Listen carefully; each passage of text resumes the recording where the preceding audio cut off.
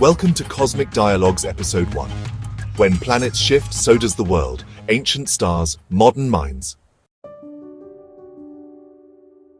Namaste, dear viewers.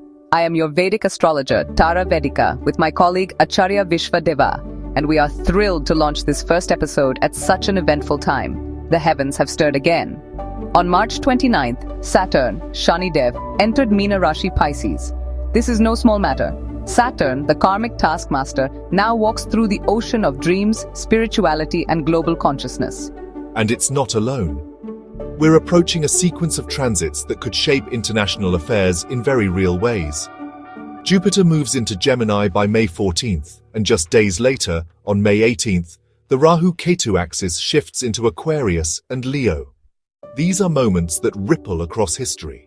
We've seen similar alignments around the fall of the Soviet Union, and even during the Arab Spring. Let us begin with the United States. With Saturn now in Pisces, the country is being karmically pressed to reflect inward. Old institutions may face collapse if they resist restructuring.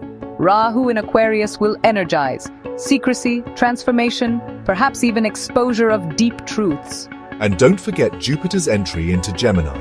For the US, that's an air sign, ruling communication, tech, education.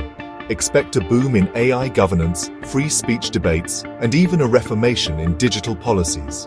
But with Rahu pushing fringe ideologies and shadow influences, the line between innovation and misinformation will be razor thin. Now to Bharat, India. Saturn in Pisces is a blessing.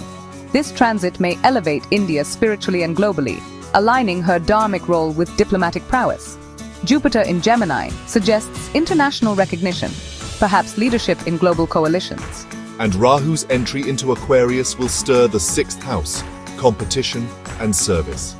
We may see healthcare reform, labor upheavals, or major legal shifts.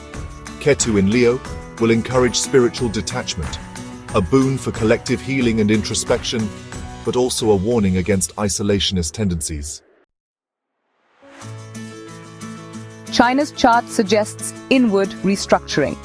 Saturn in Pisces shows trade alliances will be tested.